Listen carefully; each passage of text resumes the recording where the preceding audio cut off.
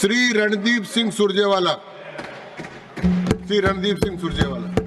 शुक्रिया चेयरमैन साहब। सर, संविधान के 75 वर्षों की बात करें तो उसके लिए सबसे पहले जानना ये जरूरी है कि संविधान है क्या। क्या संविधान एक किताब का नाम है? क्या संविधान पूजा जाने वाला एक ग्रंथ है? संविधान का या क्या संविधान हाथी पर रखकर संविधान का जो अपन संधि विच्छेद करें तो संविधान होता है जी, कि सबके लिए एक संविधान। बिल्कुल पंडित जी, आपने सही अब आप बोलिए। पर क्या संविधान हाथी पर रखकर झांकी निकालने वाला एक शास्त्र है?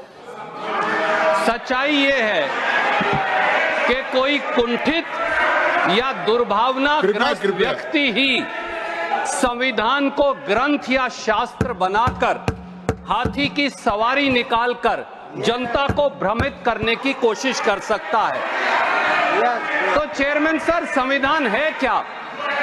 जैसा बाबा साहब अंबेडकर ने संविधान के बारे कहा था, संविधान तो समानता है, जैसा आपने भी कहा, यानी सबके लिए बराबरी का अधिकार है। संविधान तो आजादी है, यानी बोलने, सोचने, देखने, पहनने, खाने पीने, धर्म मानने, विरोध करने, असहमत होने, विचार व्यक्त करने की आजादी। संविधान तो न्याय है, यानी छोटे बड़े, ऊंचे नीचे, अमीर और गरीब के भेदभाव से ऊपर उठकर सबके लिए बराबरी का दर्जा। संविधान तो भाईचारा है, जैसे मेरे एक और साथी ने कहा, यानी धर्म और जाति की नफरतों और विभाजनों से ऊपर उठकर प्रेम, सद्भाव, सदाचार और संविधान का नाम संविधान है। संविधान के 74 सालों पर चर्चा के लिए संविधान के मायने जानना जरूरी है, क्योंकि सत्ता के हीरो का मुकुट पहना बादशाह आज संविधान के मायने भूल बैठा है। सत्ता के सिंहासन और बड़ी बड़ी कुर्सियों पर बैठे लोगों को आज की तारीख में जानने की जरूरत है कि संविधान के मायने क्या हैं, और मैं अपने शब्दों में उन्हें चरितार्थ करने की कोशिश करूंगा।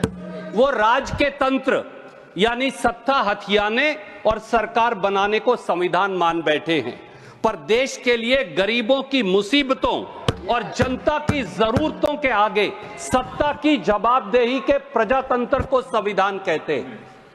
वो चंद अमीरजादों और दोस्त धन्ना सेठों की दौलत लाखों गुना बढ़ाने को संविधान मान बैठे हैं, पर देश के लिए गरीबी हटाना, न्याय करवाना और सबको बराबरी का दर्जा दिलवाना संविधान है।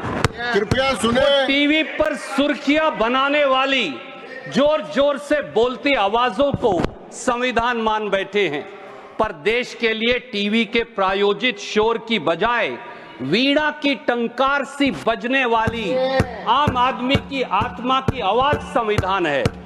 वो ईडी, सीबीआई, इनकम टैक्स के डंडा तंत्र से विरोधियों को झुकाने और सरकारों को गिराने को संविधान मान बैठे हैं, पर देश के लिए चेयरमैन सर, नैतिकता, बहुमत और ईमानदारी की कसौटी पर सत्ता और शासन का खरा उतरना ही संविधान है।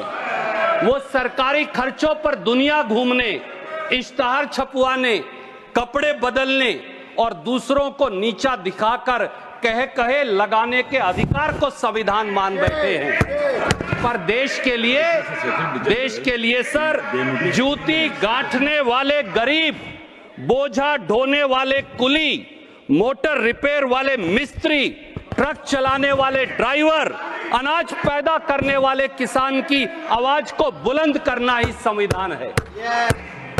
वो साधु का छद्म वेश धारण कर अहंकारी ताकत के नशे में मर्यादाओं की लक्ष्मण रेखा को कुचल देने को संविधान मान बैठे हैं।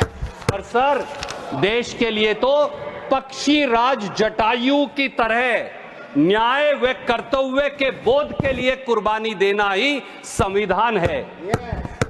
आजकल संविधान के नाम पर बड़े बड़े लोगों द्वारा भारतीय राष्ट्रीय कांग्रेस को गाली देना और लांछन लगाना फैशनेबल हो गया है। काश ये सब लोग कांग्रेस को पानी पी पी कर कोसने की बजाय बाबा साहब अंबेडकर द्वारा 25 नवंबर 1949 के भाषण को पढ़ लेते तो उन्हें संविधान की अडॉप्शन से ठीक एक दिन पहले दिया था। प्रधानमंत्री जी ने भी उसकी चर्चा की थी।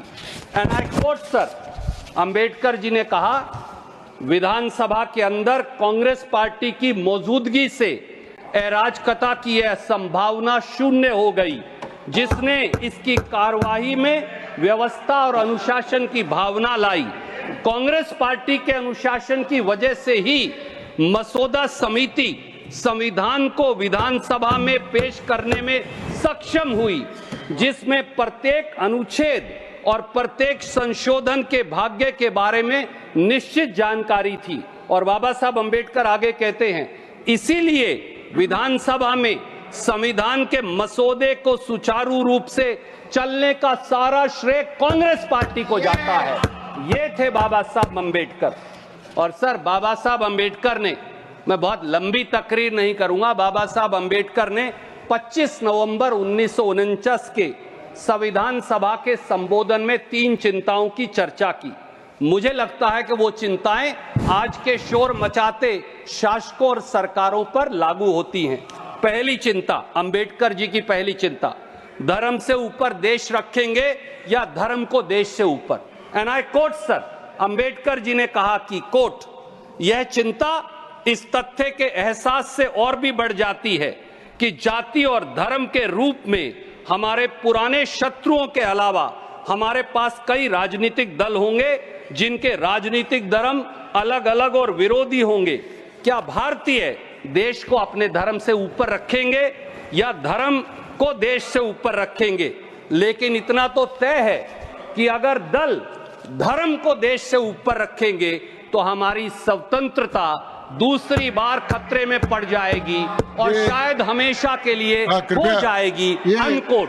सुरजेवाला जी, एक मिनट कृपया प्लीज। सर पॉज कर दीजिए, मेरा समय आपका समय है वो, लेकिन अपने पुराने भवन में जी स्पीकर साहब के और उनके दोनों के आसन के पीछे लिखा हुआ है धर्म चक्र प्रवर्तनाएं। सर मैं तो, वो आपके समय पर लिखा गया जी सर, मैं तो बाबा साहब की स्पीच लेकर आया हूं, आप कहें मैं फ्लोर पे रख देता हूं, ऑथेंटिकेट कर रहा हूं। स्पीच चालू रखें जी। सर, आज देश में क्या हो रहा है? क्या आज संविधान और देश को दरकिनार कर केवल सत्ता के लिए सांप्रदायिक झगड़ों और नफरत की आग में नहीं झोंक दिया जा रहा? सत्ता की शहतीरों पर बैठे मुखिया जब शमशान बनाम कब्रिस्तान की बात करें, जब मटन, मंगल सूत्र और मुजरे की बात करें, उसे अपना चेहरा बनाएं, जब लोगों को कपड़ों और टोपी से पहचाने, जब बच्चों की संख्या की गिनती से देश की नीतियां चलवाएं, जब दीपावली, रमजान और क्रिसमस का टकराव करवाएं, तो फिर बताइए क्या बाबा साहब की चेतावनी से सीख लेने की जरूरत नहीं है? अंबेडकर जी की दूसरी चिंता थी सर, राजनीति में भक्ति या नायक पूजा निश्चित रूप से पतन और तानाशाही का मार्ग है। और 25 नवंबर 1949 को मुझे मालूम है कि वो शोर से सत्य को पराजित करने की कोशिश करेंगे, पर इसमें कामयाब नहीं होने वाले। 25 नवंबर 1949 को अंबेडकर जी ने फिर कहा, एंड आई कोट सर, यह सावधानी भारत के मामले में किसी भी अन्य देश की तुलना में कहीं अधिक आवश्यक है, क्योंकि भारत में भक्ति या जिसे भक्ति का मार्ग या नायक पूजा कहा जा सकता है, उसकी राजनीति में एक ऐसी भूमिका निभाती है जो दुनिया के किसी भी अन्य देश की राजनीति में निभाई जाने वाली भूमिका से बेजोड़ है। धर्म में भक्ति आत्मा की मुक्ति का मार्ग हो सकती है, लेकिन राजनीति में भक्ति या नायक पूजा निश्चित रूप से पतन और अंततः तानाशाही का मार्ग है। अनकोट। सर, पिछले 10 साल में हमने देखा कि एक व्यक्ति की पूजा और अंधभक्ति से किस प्रकार संस्थाएं मरती रही, मर्यादाएं गिरती रही और एक छत्रवाद और तानाशाही बढ़ती रही। इसके कुछ उदाहरण मैं देना चाहूंगा। एक व्यक्ति ने कहा किसान को लागत पर 50% मुनाफा मिलेगा, 2022 तक किसानों की आय दुगनी हो जाएगी। नतीजा क्या हुआ?